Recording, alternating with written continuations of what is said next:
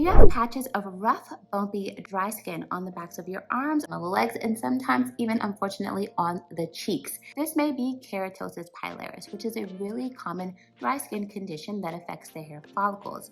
What's happening is you get a buildup of excessive dead skin cells, known as keratin, which then mix with oil and clog the pores. It can look like goosebumps, or what some people affectionately call chicken skin or strawberry skin, depending on whether you are fair. You may have little red bumps, or if you're more melanated like me, you may have flesh-colored or even brown hyperpigmented bumps from the irritation that surrounds this whole process. So in this video, we're going to jump into how you can actually improve the appearance of this condition, but also improve the texture, make sure that your skin feels smooth and soft afterwards.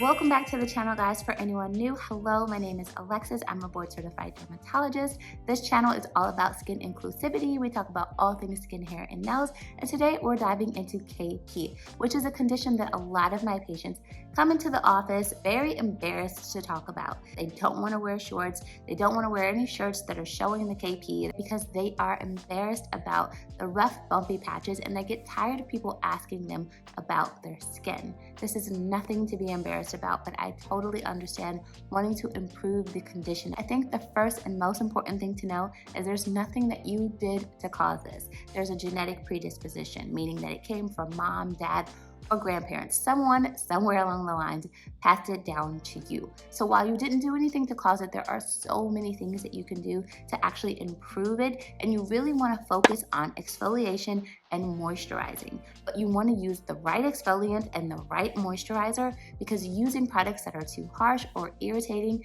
can further dry out the skin, cause more irritation, cause more pigmentation, and just make the condition actually appear worse. So let's first talk about the things you absolutely want to avoid, because we never want to do anything that's going to actually make it appear worse. First thing, I know you guys are not going to like this, but you have to turn the water down in the shower. I'm not telling you to use cold water, but you definitely don't want the shower to be steaming hot. Really hot water dries out your skin. Remember, this is a chronic dry skin condition. The last thing you want to do is anything that's going to further dry out the skin. So turn down the water, my friends. Make it at least lukewarm, warm, definitely not hot. Another thing that you want to do is make sure you are immediately moisturizing your skin right after the shower. Applying moisturizer onto damp skin helps greatly lock in the hydration. And then make sure that that soap that you were using in the shower is not a drying bar soap. We want to moisturize the skin. We're always looking to replenish hydration. So using those bar soaps like the Irish Spring or the really dry ones, no good for this condition. All right, so now that you know two things you definitely don't want to be doing, let's talk about what you do want to do. First up, we need to exfoliate. Remember that this is a condition of impaired skin exfoliation. The skin is not shedding properly. So we want to use things that are going to help that process along, like really good chemical exfoliants. I think chemical exfoliants are much better here because remember, when you're using like manual exfoliations, you really run the risk of irritation. So chemical exfoliants do the job and minimize that irritation. I love products like lactic acid. This is a great AHA that can hydrate the skin while exfoliating the skin. Another really great ingredient to look for are retinoids. These help your skin cells turn over faster, but they also help cell regulation. So they're great at improving texture, but they're also really good at improving discoloration or hyperpigmentation on the skin as well. Another really great ingredient to look for is salicylic acid. This is an oil-loving, pore exfoliating, anti-inflammatory powerhouse that can really help to remove any dead skin cells buildup within the pore. Arguably, the most important step when you have this condition is to moisturize. Moisturize, moisturize, moisturize. You want to look for products that have great emollients like urea and glycerin. These are going to help to hydrate your skin while building back your skin barrier. It's so important when you have KP to really focus on moisturizing every single day. Let's jump into some of the best products to use for KP. And your routine definitely does not have to be some crazy, elaborate 10-step situation. You really just need 2 products to get the job done. For example, 2 to 3 times a week, you can look for a good exfoliant. Think of something that has a lot of the good actives already formulated in it. I really like this one from Topicals. It's called Slather. And it has retinol, lactic acid, urea, squalane, and green tea extract.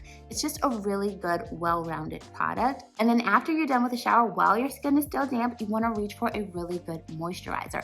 I love this one by Cetaphil. It's their Rough and Bumpy Daily Soothing Moisturizer. It's a really good moisturizer. It's got 20% urea and glycerin in there, which really help to soften and smooth the skin, hydrate your skin, and it's suitable for everyday use right after the shower while your skin is still damp because there's no actives in there. So that's super convenient, easy one to find, and it's really an excellent product, especially if you have a KP. Other really easy drugstore option would be like this one here. This is the Olay Retinol Body Rinse Off.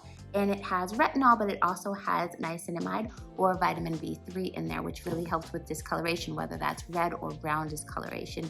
And then the retinol in this wash-off product is fantastic because that short-form contact really works well for those with sensitive skin. If you have KP, my friend, you most likely have sensitive skin, so it's a really great option.